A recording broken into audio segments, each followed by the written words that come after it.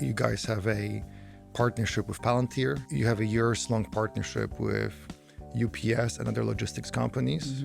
You're also a partner with MasterCard. You also mentioned to me something that you're doing right now with Google, which is interesting because Google created a really great weather forecasting model that blew out of the water everybody else. And apparently you're using their model right now. Can you talk to me about that partnership? WFP truly does have a long legacy of really creative partnerships with the corporate sector. Our partnership with Google is one of our new exciting partnerships. Not new anymore, it's a few years in the making. The particular issue that we're focusing on together is weather forecasting in East Africa. To be able to foresee weather events that could create a crisis-like situation. A flood, in this region very popular, a drought perhaps. So it's getting access to information early on, in addition to sort of supporting the initiatives for the countries, is to be able to pre-position support. There is huge savings, efficiency, in being able to get to people quicker, being able to do it financially more efficiently. Anticipatory action is a concept that WFP has been really piloting and pushing for. Knowing that something bad is about to happen, Yeah. It's probably, I imagine, cheaper. Any figures around financially, how does prepositioning enable you to have more impact because of this partnership? $1 invested in anticipatory action saves about 34 in a span of 20 years on emergency response. So it's 1 to 34 ROI? Is that Yeah. a 34 to 1? Yeah. Like, again, you're there quicker. You get to people and save lives quicker. So there is no price on life, but you get quicker to communities that were impacted by it.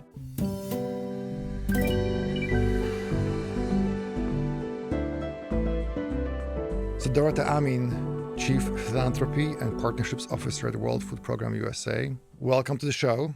Thank you. Excited to be here. When we had lunch before, you spoke to me about how receiving money is great, but building a system that's scalable, that's sustainable, that is longer term, may be actually more interesting than just receiving money. What do you mean by that? Sure.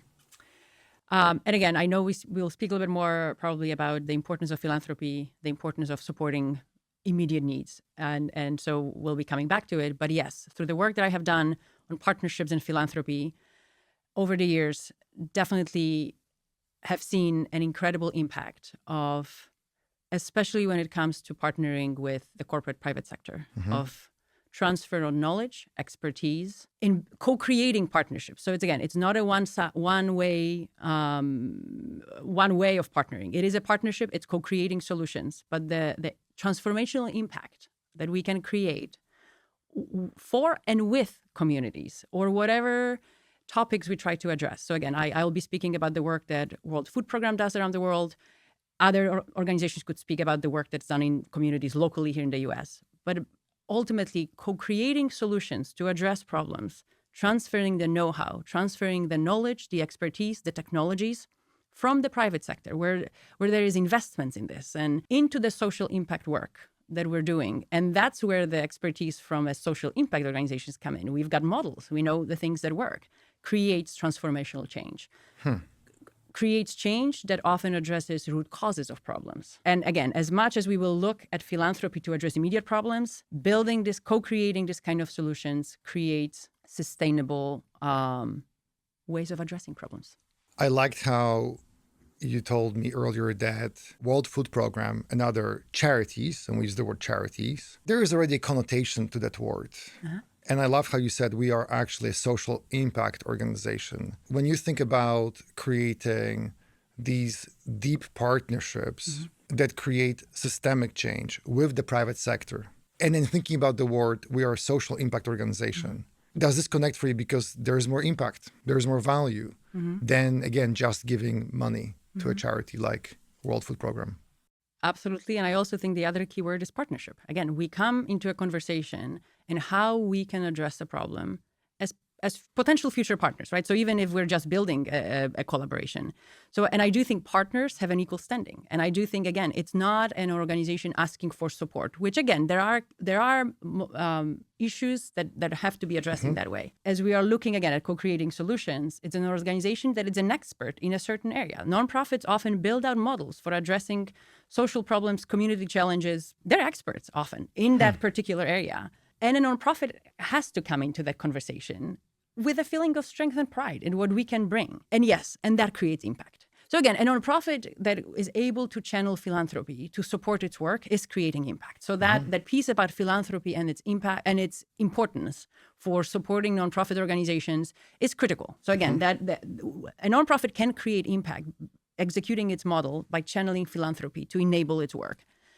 A partnership is where a nonprofit can bring all its knowledge and know-how, because there is also a know-how on this side, into a conversation with a private sector, corporation, private sector partner, and other stakeholders. Again, local governments, community members, other organizations, also other organizations that perhaps focus on the same issue. I think the other thing that has been really growing in importance is collective impact. It's not just one organization trying to solve the problem. It's multiple organizations that focus on causes and issues, come together with a group of stakeholders, and then think about actually collectively addressing it. Because I think what we have as a sector learned is that one entity cannot solve a problem.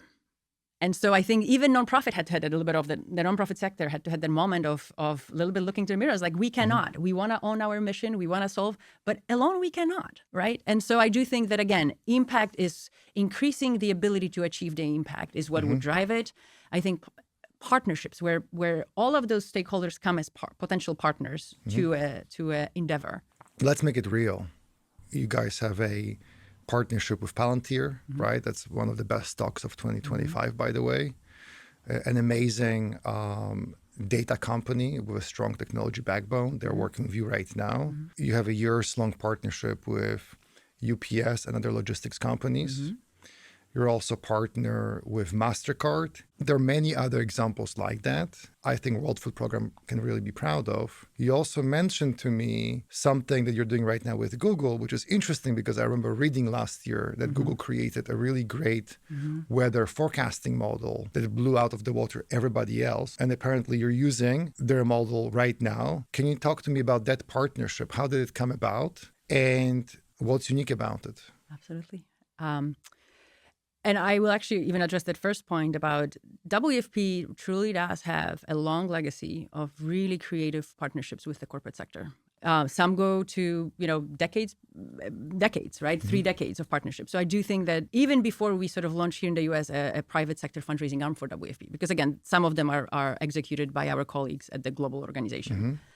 And yes, our partnership with Google is one of our new exciting partnerships. Not new anymore. It's a few years in the making.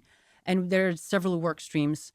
The particular work stream or issue that we're focusing on together is weather forecasting in East Africa. It is absolutely transferring the knowledge, cloud computing, all of those capabilities of Google to enhance weather forecasting in East Africa, specifically right now focused on Kenya and Ethiopia as a pilot. But it's not just Google transferring it. Again, it's a collaboration. So it's Google, it is WFP USA, it is local partners. It's a weather forecasting agency that focuses on specifically this issue for East Africa. Also governments of the countries, because again, if you build a system, it needs to live beyond that collaboration that happened.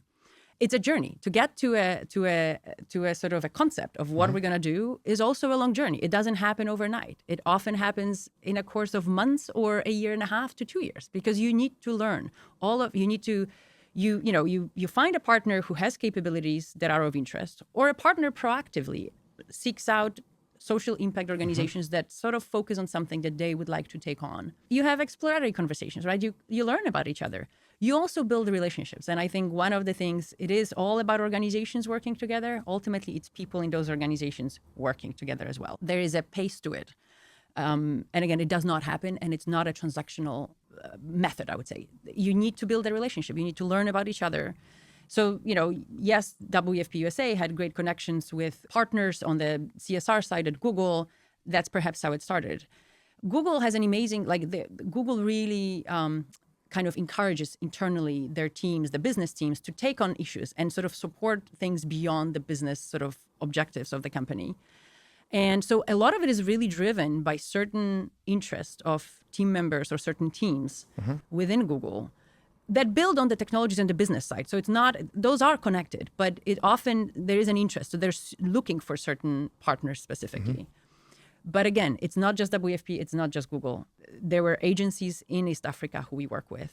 The government is part of that, partly because WFP, in order to execute anything in countries, has very close collaboration with governments. So at the end, that's what we resulted. It's a pilot. It's enhancing weather forecasting to be able to foresee weather events that could create a crisis-like situation, a flood, in this region very popular, a drought perhaps. So it's getting access to information early on. And for WFP, why it matters specifically, in addition to sort of supporting the initiatives for the countries, is to be able to pre-position support. There is huge savings, efficiency in, being able to get to people quicker, being able to do it financially more efficiently. Anticipatory action is a concept that WFP has been really piloting and pushing for, which is pre-positioning support before a disaster happens. It saves. Any figures around, because that makes sense to me. I would imagine that knowing that something bad is about to happen, it's probably, I imagine, cheaper to fly, let's say, food to a place. It's you can probably do it more effectively, more efficiently. Any figures around financially, how does pre-positioning enable you to have more impact because of this partnership? Yeah, and it's actually not cheaper. So it actually would be cheaper to pre-position support. And some of the stats that come to mind, and of course, WFP is also looking at this ROI of those different initiatives. So that mindset of looking for efficiencies. $1 invested in anticipatory action saves about 34 in the span of 20 years on emergency response. So it's 1 to 34 ROI? Is that or 34 to 1? Yeah. But again, and there was another stat that comes to mind. One invested in anticipatory action stage 3 on that emergency response, the particular emergency response that would happen. And so there's cost savings that is live. Like, again, you're there quicker and you get to people and save lives quicker. So there's no price on life, but you get quicker to communities that were impacted by it. But yes, there's also financial efficiencies that could be built into it. Every social impact organization receives funding from different sources, right? So there's government, there's foundations, there's individual giving, mid-donors, major donors.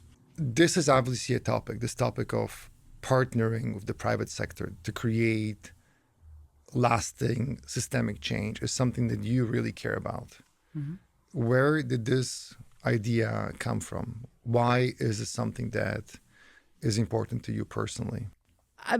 I do nonprofit work because I feel passionate about social impact. So that's really the ability for organizations to focus on issues that we're facing as communities is something that motivates me personally. Building partnerships, philanthropy became my path into supporting this work. But why I like this is because I want to be involved in finding solutions to challenges that we're facing in communities, supporting individuals and communities in vulnerable situations. And so I think that just is my personal motivation. I could have done it in many different ways. Being able to be here, work with the nonprofit sector became my path. And fundraising became my path to support that work. So, and I do think that nonprofit organizations, there is a lot of creative ways of creating social impact. And I think as the nonprofit sector has been evolving, being let's say an organization that supports through philanthropy or partnerships is not the only way you can do that. There is, different models of social impact of nonprofits creating income generating opportunities. And I think nonprofits should always look for those creative ways of how can I address this problem and perhaps more independence. But philanthropy and partnerships are a very powerful way of doing it. It also allows other stakeholders to be involved in those initiatives, right? So I think they create those pathways for individuals. And for us, being a fundraising arm to WFP, engaging individuals, it is so inspiring to connect with individuals. And we will connect with donors with whom we meet to discuss larger investments, but we also hear from donors who, give us a monthly donation of 10, or why they do it is because they want to make a difference. And so that is extremely motivating and beautiful to see individuals in communities wanting to support causes, support other people, truly. Like it's people supporting people. And so I do think philanthropy is a very powerful tool of enabling impact. And partnerships are for some of the reasons that I've mentioned, which is, again, transferring the know-how, the expertise, the technologies from the corporate sector. As I get older, I turned 50 last year, and you start to think about legacy. You start to think about, and I don't know if it's about turning 50, but it's definitely, for me personally, it's been a milestone. So you think about, well, what will happen? Like, what impact am I leaving long term? And that obviously is about my partner, my kids, my team, my friends, right? And the world at large. And as a donor, and I probably would be considered a mid-donor to a number of charities, I like the idea of the money that I'm donating funding not just something that's needed immediately, and of course that's important. Additionally, funding something that can frankly outlive both of us. Do you find that speaking to donors, regardless of whether they give $10 a month or $100,000 a year, that having a message that's rooted in we're actually building a system, sure, leaning on innovation from an external partner, leaning on their know-how, combining our on-the-ground expertise, does that resonate better than, for example, emergency response messaging? Or it's not like that? Or what are you hearing? I think it resonates differently with different types of supporters, partners that are motivated by different objectives on their own, right? So I do think and I'll speak a little bit about that piece about emergency and how it resonates, but I'll first address that piece about the notion of investing in solution, how it resonates. And the way I know it is, having gone through exploratory conversations with partners when I speak about WFP's mission and I speak about hunger and lives and the scale that we have. And then I start going and some other ways you could engage. And I start saying, and we really want to tap into expertise and we would love to discuss like what kind of expertise.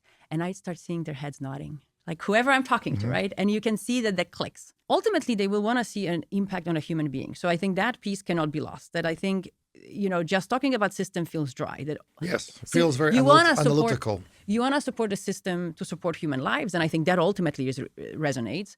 But saying that I would like to speak to you about the companies or, organizations of partnering with you on co-creating a solution. Again, I do think the way I know it from those explorers, I know that it catches. I see their eyes, I see their nods, and so we can explore this further. So I know it resonates. And again, it leads to some of those incredible partnerships that we have been able to build. At the same time, very often as we engage in those partnerships, we are still pushed to, yes, I do think that, especially from a corporate sector, trying to communicate impact in terms of efficiencies resonates. A business will absolutely like to hear that message.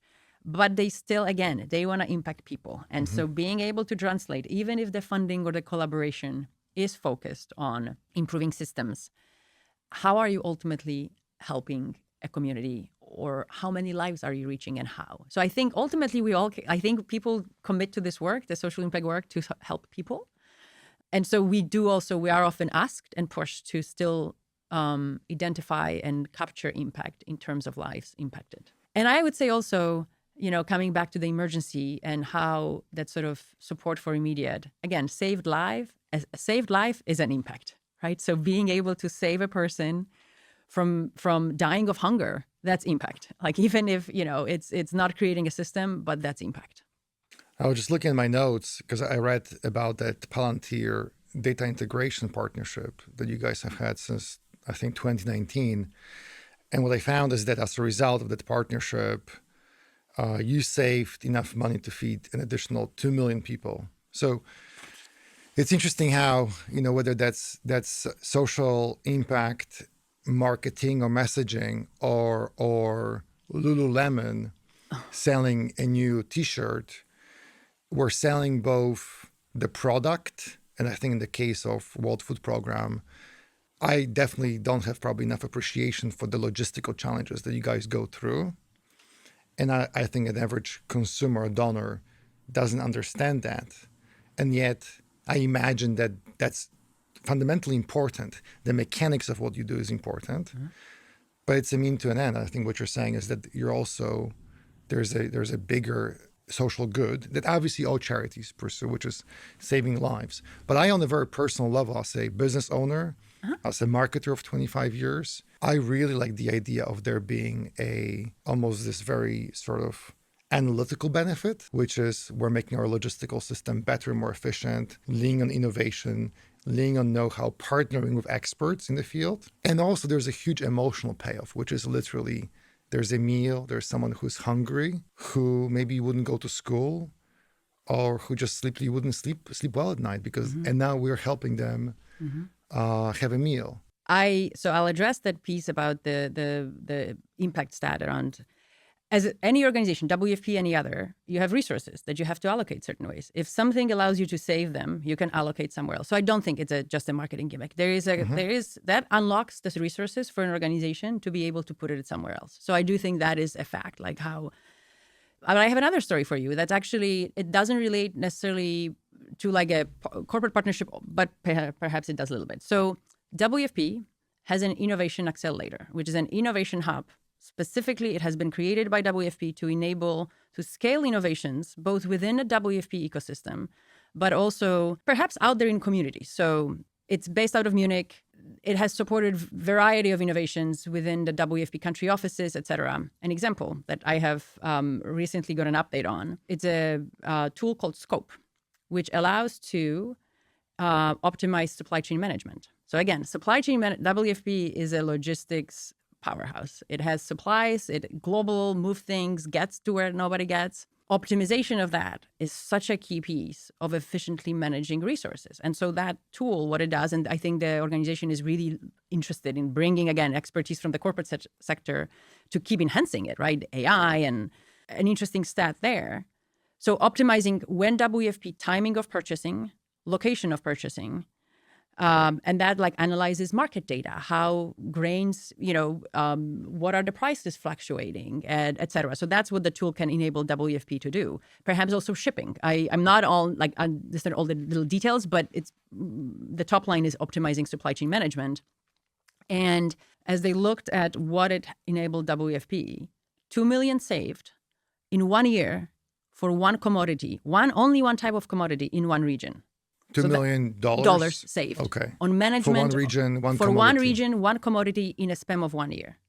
Right? So again, one I would like to highlight is that innovation within. It's fine. It's sort of enable innovation to allow WFP to do things more efficiently, effectively. That releases resources that could be allocated somewhere else. If, philanthropy or, government funding is getting limited, then you can reallocate it somewhere else, or you just it's those numbers do matter. They do translate into how many lives we could then reach with food assistance. Well, and I imagine not only do these numbers matter, but I remember the year before last, in pop culture or in Wall Street Journal or New York Times, it was all about, for example, one of the stories was Mark Zuckerberg, right, and the year of efficiency. And I feel like right now, because of economic uncertainty, efficiency, so just getting more done with the same, whether you are a social impact organization or in the private sector, I think that's more relevant than maybe several years ago during COVID, when things were exploding and growing. And I wonder if that uncertainty in the market, there's simply a bigger desire for these kinds of stories. Again, on a personal level, or if I spoke to my kind of business friends, right, who have multi-million or multi-billion-dollar organizations, these kinds of stories where, to your point, I can buy a commodity cheaper because I know when the prices go down, or I can transport food in a way that's cheaper, or I can anticipate that there will be a disaster. Again, your partnership with Google, and I'm getting more from the same. Just back to being attuned to what society cares about right now, which is efficiency. I like the idea of charities almost taking advantage of those waves, being plugged into what donors care about the most, and speaking in a way with language that is top mind right now for companies, for kind of everyone at large. I do think that it's a responsibility of any social impact organizations to be most efficient in how you do it, because that's how you can able to channel the funds towards impact. So for me, the WFP Innovation Accelerator predates way the conversation that we're having now about efficiencies. It was started in so that mindset of finding efficiencies was there a decade ago. But I would say even beyond WFP and sort of sharing what WFP has done, being a passionate nonprofit professional, I see that as a responsibility for a nonprofit organization to find efficiencies, because that means that you can channel most of the funds towards the work. So like efficiency is part of like your responsibility towards your mission. That's how I would see it. So yes, it's great that it's a topic now and you could, plug in and sort of highlight your story. It's more about you should have been doing that work. You can highlight it now. It's a popular topic. But I think that mindset, is part of being a nonprofit. Because again, you operate often like truly, the efficiencies that are kind of expected out of a nonprofit are probably a little bit of that point, right? So WFP USA, our efficiencies is 91% on a dollar. It means that 91% of every dollar goes to programmatic work, impact work. And that is very important for us as an organization, for the leadership of the organization.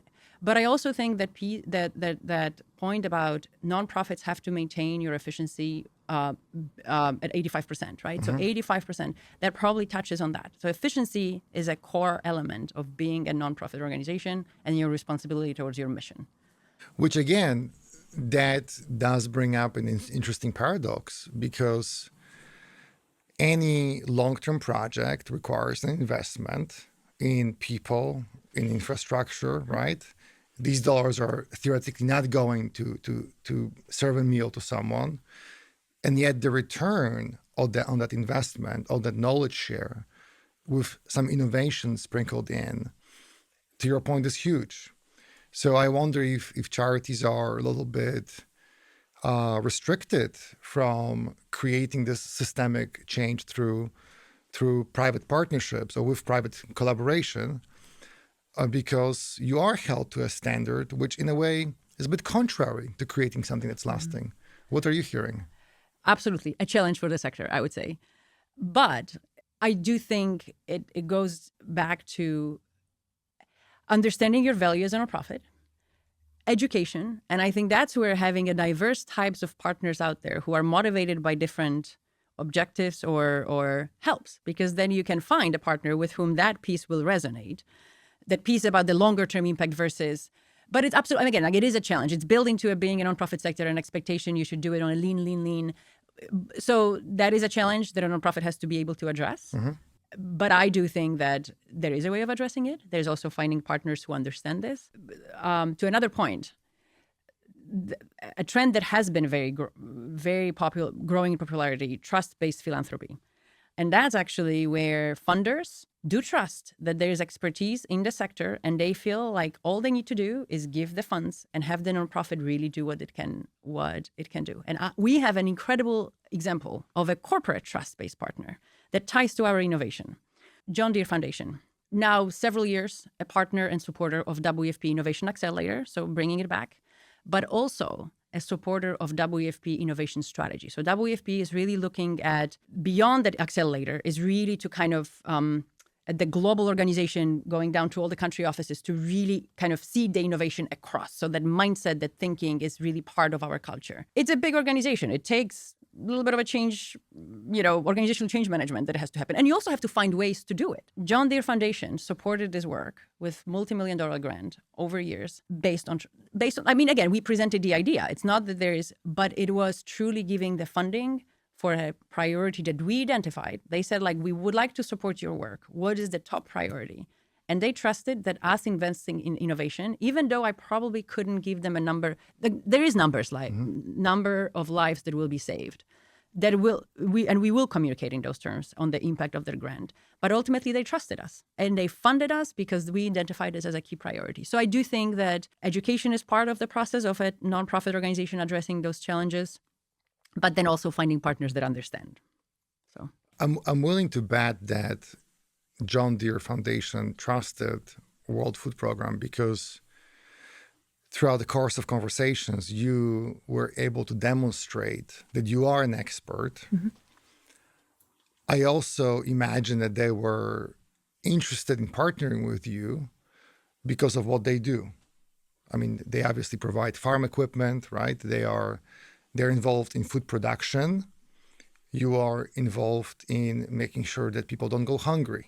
As you think about successful partnerships, such as this one, is there maybe a surprising insight or surprising principle that you now know is critical to making these partnerships work, but when you were earlier on in your career, that wasn't obvious to you? Or maybe you had a different misconception about what's most important. I'll go back to the second point at the end, but on that piece about what's different that I have learned. But I'm going to start with a little bit of a joke, maybe. But it's partnerships between organizations, but it's really like relationships, and it's almost like meeting someone, right? Like there has to be a match. Someone you need to get interested in each other, just like in a relationship. You do. I mean, again, just to bring a little bit more to a human element in all of this, there needs to be something that the two organizations find the reason why they would connect, and the initial appreciation, right? So that's a little bit one of the key roles that World Food Program USA plays here in the US is finding a network of partners to match it with WFP's programmatic work, right? So WFP is a UN agency. We're actually organizationally separate organizations, but we're the sort of the funder, the partnership lead for US in the US for WFP. And when we sort of had some initial conversations, exchanging some information with the members of the John Deere Foundation, just really kind of, sharing information about WFP's work with smallholder farmers. And they are a company that's really passionate about innovation. And that is, to your point, there was something in them. So like that innovation is important to John Deere as a company, not only the selling of tractors or other equipment to smallholder farmers, hence they also care for smallholder farmer communities. But as a company, as a business, they really embraced innovation. And they have their own story, which is partly why they're also sharing that with us. Like that part of them supporting WFP's innovation strategy is them sharing their story from their experience of how they needed to change some of the things to become more innovative. When we sort of decided to schedule a meeting between the Innovation Accelerator and the John Deere Foundation, we were matchmakers. And the joke is that this was like a perfect match. Like the way John Deere Foundation's team thinks, how they're reflecting the company culture, the way the WFP innovation at WFP thinks, it was a good match. But again, that was just the beginning. And then you build that sort of longer term process of learning about each other. Again, what's very amazing about John Deere Foundation is they really, at that time already, they liked the idea of trust-based philanthropy. So they, from the beginning, were not trying to get too detailed. Like they want to understand our work, but they didn't need a lot of the sort of details sometimes that you have to kind of grant proposal. Like it's part of it, but it's really, they want to understand us. They wanted to, but they all ultimately trusted that WFP Innovation Accelerator knew best how they fund. So they didn't need to tell me how a portion of the grant will go here and a portion will go here. That's they left to us. The multi-million-dollar grant that went to the innovation strategy came later. There was an initial grant for a year, also not small, like it was $500,000 for Innovation Accelerator. That's significant. That's not, and so there were two of those. Then they made a 3-year commitment for Innovation Accelerator, and then came the big grant. So it's a journey. Like a partnership is a journey. You do need to align somehow on objectives at the beginning, but you build relationships. You build relationships with people also. So that, again, that piece where it's people. Behind those organizations are people. There needs to be respect for what the other side brings. And then the trust that's built over the course of the partnership, the exploration of a partnership. And definitely, if you really solidify conversations, exploration into a partnership, you do need to trust each other, because you will also encounter things that don't go that well, right? Like I don't know, it could be anything. It could be a message that got out somehow, or it's something that we're not providing, or a timeline of something. So you will encounter things you might need to navigate. Trust and respect helps with that. And then that piece about what has been surprising. I do think that when you come into a profession or when you learn about this, so for me, my graduate program in nonprofit management was a really transformational experience that I think really gave me a good foundation to sort of implement that passion that I have for social impact. You are told best practices, you are told stories, and you feel like you just need to apply them. What I have learned, all of this is much more organic. And I think being able to not go with the flow, but be nimble and sort of understand that things sometimes happen not just according to a model that you have learned. It's good to know those models. They do show up. But it is a much more of an organic experience, how things happen, why they happen, what leads to them. So I think that sort of like not by the book, what was the big surprise for me.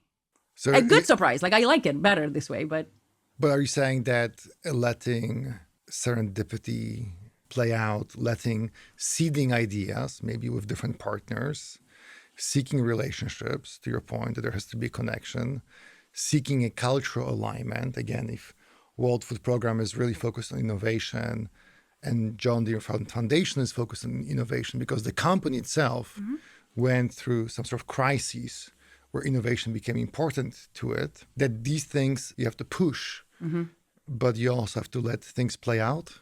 Yep. And I think the way I would so the term we use, it's pitching. I actually feel like there is not almost pitching. Like it's a journey. Like it's like if you go through that process of that sort of exploration, discovery, learning about each other, there almost is no pitching. Yes, you do have to ultimately present something, but probably the work has been done through the discovery and learning about each other versus pitching. So I think that's so for me, it's being nimble in the process, being flexible, and I would say it also similarly applies to individual philanthropy. It's again, our ways of reaching individual donors at every level are different, right? We could not have a one-on-one conversation with the thousands of donors who are in our database, but it's a journey that you take with the donor too. Like you do, the term that is often used in fundraising is solicitation, and it's a journey. You meet a person who is passionate about an issue. You know that your organization addresses in a good way things that they are passionate about. So you provide a pathway for them to be able to support this, right? And so I do think that it's a journey. Those are relationships. It's not pitching and it's not soliciting. As social impact organizations, back to my earlier point, I love that because the word impact is there. It's not a handout. It's something systemic. What is a more exciting story to the market when it comes to these kinds of partnerships and building systems together and sharing knowledge, sharing innovation? Is it about me being, cheaper, doing the same with less? Or is it really about me being more productive, taking what I have and just squeezing way more out of it? Your example with purchasing grain, I don't know if that's about saving money, or is it about I keep the money that I was given, but now I can buy more grain? If I'm saving on shipping costs, is it about now not raising as much, or is it about raising the same amount of money and doing more with that? And that to me is a story of productivity, which is way more exciting. It's also what we think about when we think about AI. So is it a story about efficiency to you, or is it a story about productivity, or is it something different? I'm going to bring it to a story of greater impact. So as WFP, we do both. The majority of WFP's work, humanitarian work around the world, 75% is delivering immediate food assistance to people who without that food assistance could die. So we have that incredible responsibility of being able to deliver the immediate help and again, to save lives. Like we are saving lives. I speak so proudly about the other work that we do, but truly 75% of our portfolio, reach is saving lives. And that's a huge responsibility. The other side is that sort of that working with communities on addressing root causes. So perhaps we wouldn't have to deliver food assistance to the same community or person another time. That is absolutely how you are able to think about who else I could reach, because I wouldn't have to come back to the same community, right? And it's not like, how am I going to operate if I run out of funding? So it's not what motivates this. It's like, how could I increase my impact? As WFP projects or makes its plans, it's often tied to insights about the funding the WFP would receive for a year. And, those numbers in the recent years have been 100 million plus. Right now, there are 343 million people at crisis level of hunger around the world. So the need out there is way, way bigger than even, like, the number of people that we can reach is impressive. The number of people who are at crisis levels of hunger. So 3x difference, you're saying? Huh? Funding to need 3x gap? It has to be closed? Yeah. Right? And again, still probably a very achievable. Again, like we do say that hunger, like addressing that immediate need of access to food, right, is a solvable problem. So in a way, we're always underfunded towards the need that's out there, right? Like it's yes, perhaps we could meet the budget that we've made for a year. We truly are always have been operating underfunded towards the need out there.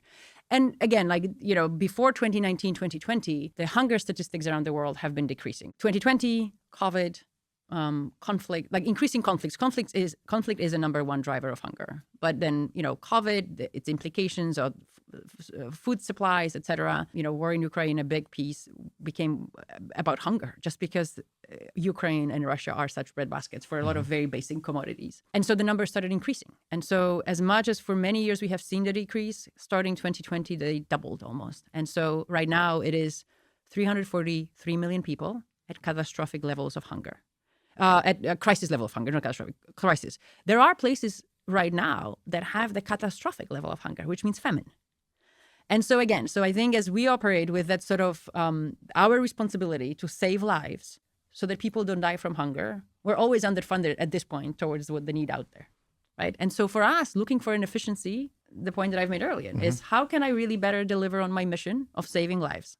I think what you're saying is efficiency is about both being more efficient right now to have bigger impact because of the need that exists now. And maybe proactivity is really about that longer term impact that I can create through a partnership with someone like Google or John Deere Foundation or Palantir or UPS or MasterCard and others that you guys have partnered with. Yeah. And I also would say it's not efficiency for sake of efficiency to save funds, it's to why I would see like your term productivity fits better is because so that I could do more. So it's like, so I could reach more people or prevent me not needing to cut the ratios or the number of, we have an X number of people in a certain program, we have to scale down enrollment because we don't have sufficient funding, right? So it's impact. It's being able to deliver on the impact. So you look for efficiency so you can keep up the impact that you want to create. So one of the things that I really appreciate about social impact organizations is there's actually this very interesting duality of we're here to support each other, but also if our mission overlaps, we're also really competing for the dollar, right? Mm-hmm. But I do think that there is more sharing of knowledge than I've seen in other industries. And in that spirit, if I imagine that I am a large social impact organization, but maybe I just have not focused in the past on creating strong partnerships with the private sector. And I really maybe don't know how this playbook works. You did say earlier that in your experience, cultural alignment is important, just where my organization as a charity has come from, what I hold to be most important in terms of my principles, my culture, and having a partner, like again, John Deere is a great example. That's important. But you also said that personal relationships, as we know, are always really important. Are you saying that looking for someone in the private sector, in a position of power, a decision maker, who I just simply click with as a fundraiser, that I just have a connection with, and they kind of happen to work for an organization that could be a partner, is that as important as the cultural aspect? Like where would you start on a journey of looking for potential partners, but to create again lasting relationships that have large impact over time? I do think that the relationship simply with an individual can help open a conversation. So I do think that a relationship with especially somebody in a leadership role can open the pathway for a conversation more than a cold outreach would, right? So like me reaching out with an email that doesn't, that is just, hey, would love your support. I wouldn't do it this way, but we probably will end up like many of the emails we get from people that we don't really have a connection with. So relationship can open a pathway. I think with organizations especially, they are driven by other objectives too. So I do think as much as the relationships are key, and I think in corporate world, perhaps even more than in foundations world, where like the priorities of foundations drive, ultimately you need to build a partnership around shared objectives. So a nonprofit coming into a conversation, even if it has been opened by a leader at one or the other organization, needs to understand the objectives of the other partner. The alignment in objectives, like culture does matter. And that's where the click means, and it like the journey goes easy. But it's really the objective. Even if, let's say, culturally we're a little different, the shared objective at the starting point is what really will be the grounding for that partnership. And I do think that that's where companies build their CSR priorities with certain things they want to achieve, objectives they want to achieve in communities, as a business, et cetera. And so understanding that for a nonprofit is a good insight to start building a conversation. And understanding if a nonprofit, if we do match that, right? If that's a good match for us too. When we were chatting over lunch, you mentioned about, do you know of anything that went wrong? I do think when it goes wrong is where you're misaligned on objectives. So I think alignment on objectives of what you're really trying to achieve, and perhaps transparently on what you're trying to achieve, is, as an organization, is a really key starting point. Yeah, it's really interesting how we all know about fundamentals, right? Like we all know I should sleep well and I should go to the gym every day and I should eat well. And then how many nights do I eat junk food, or I don't sleep well, or I don't go to the gym because I don't feel like it? And it just always goes back to fundamentals. And I think what you're saying is, whether I am marketing through digital, I need to reflect the needs of my audience. If I'm talking to a mid-donor, why is she motivated in donating to my cause? And if I am working with a corporate partner with a goal of establishing something that's high impact and lasting, it also starts with listening. And, I am pitched to donate a lot. I am surprised, frankly, how many times someone doesn't ask me why I care to donate to a cause, right? I told you my father died of cancer. Mm-hmm. Of course I'm going to donate to cancer. Mm-hmm. But I care to donate to cancer to the lens of a little boy, little girl who lost a parent, not through research, just because of my life experience. So what I'm hearing you say is that it's important to listen to that corporate partner, to that individual, and really understand their motivation. And like you said, it can't just be about them plastering their logo on the cause so that they feel better about it. But there's true deep alignment between my organization and theirs. And there's also deep personal alignment. And I guess that starts from listening, which, again, obvious leading point, but I know I forget to listen sometimes. Yeah, absolutely fundamental. I would say that ability to understand, is it an individual donor? What you said, it is an individual donor, it is a corporation, understanding their objectives. That's what we would say. I mean, for an individual, you could also speak about objectives, but motivators, right? So it's critical. As a fundraiser, as a somebody who tries to channel philanthropy partnerships, that's key. That's a key skill, and the ability to listen. Yeah, that's key. That's key. Now, shifting gears, obviously for you personally, partnerships are important, and you are the Chief Philanthropy and Partnership Officer. So that makes sense. But obviously you're also the Chief Philanthropy Officer. So you have a big role, and you look at all kinds of philanthropy, right? You look at, I'm sure, mass donors, major corporations, foundations, all sources of funding. When it comes to donors, to individuals, regardless of their giving level, is there something that you see as a trend that social impact organizations should be paying attention to? Yes, a couple, I would say, or maybe more. But I do think, and in the sector, there is a lot of conversations, articles about this generational differences, right? So again, like the expectations of younger generations, as they are very passionate about causes and how they want to be involved in making change. So I think that is different from perhaps what we're used to more from older generations, more traditional philanthropy, which is, how do I provide philanthropy to enable something, right? Younger generations want to be involved, want to have direct impact, want to make a difference. And so I think that has been, again, this conversation has been it's not new in a way, it has been going on. The other sort of trend and shifts, even when it comes to those more traditional philanthropic donors at the higher levels, older generations, a notion of, which brings us back to the conversation about philanthropy versus investment. The idea of investing, even if it is to cover an immediate need. So it's not the need that the funding is channeled for, is the thought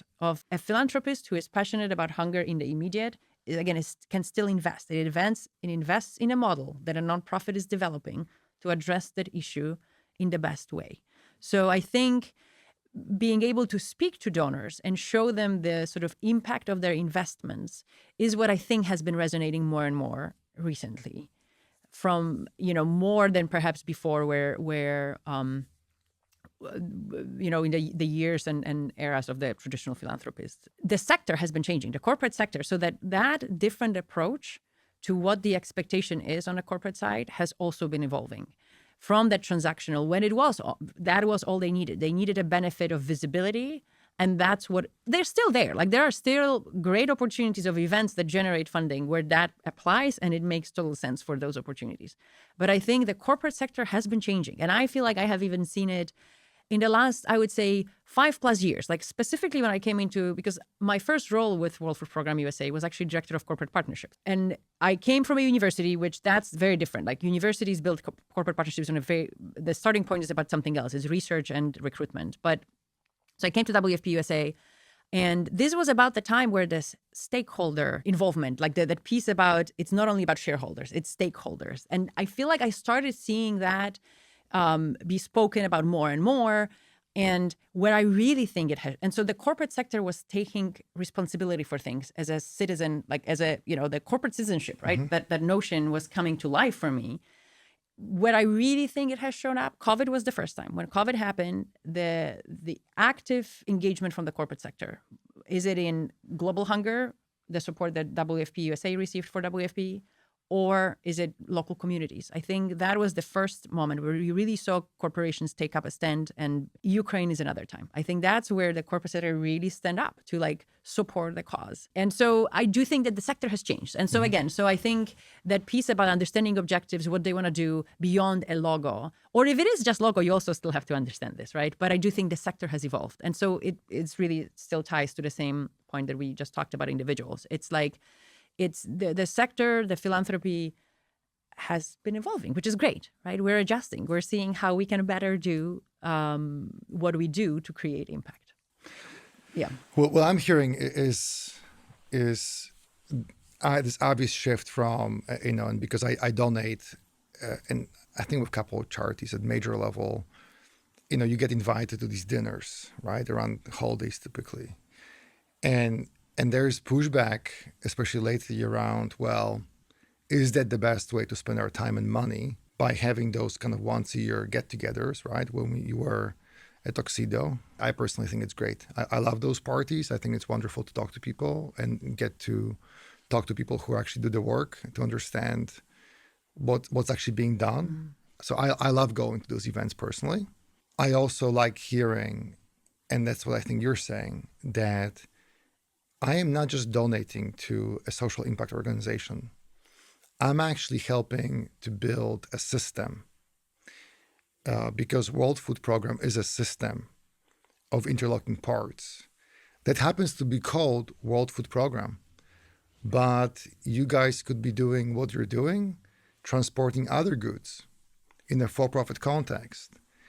And I think what you're saying is that is something that not just the next generation of donors, but also corporations and the private sector like hearing about. And I wish, and this is really an opinion of someone who's been in marketing for 25 years, since 1999, but I wish that more social impact organizations spoke about the fact that they are a system, right? They've built this incredible know-how. And yes, we're saving lives. We're literally making a difference, but it's because, especially at your scale, you have developed this incredibly set of interlocking parts. And when I donate, yes, I am funding a meal, but I'm also supporting the system and helping it be more effective and more efficient. And as a donor, I don't hear charities speak about this enough. And I think that your passion towards partnerships, it brings that to the surface. I wish that was spoken of more often in terms of in messaging, in press releases, right? In emails, in videos. From my perspective, and I speak to many kind of C-level development professionals, that doesn't come up very often. So as a marketer, you probably also know how hard it is to get through all the info that we have around us, right? Yes. The complexity of that story just doesn't. So it's harder. Like it's harder than a simple story of a meal being given to a person. So in that sort of mass communication, mass sort of channels, it's just hard. I do think what we have at WFP is amazing content and footage from the field. So often what our team, social media teams will do here, WFP will do, is really short videos that show that car that goes through a river and that very complete, like a way of getting food. It's not even just a car. It's I do not remember what the name of that. It's like it's an automobile, but it's specifically made for getting through rivers and places that normally a regular vehicle could not get through. Or, the very famous, which WFP is known, the drops, right? Where you have a plane over areas that are remote, where nothing else, no other way would be able to get there.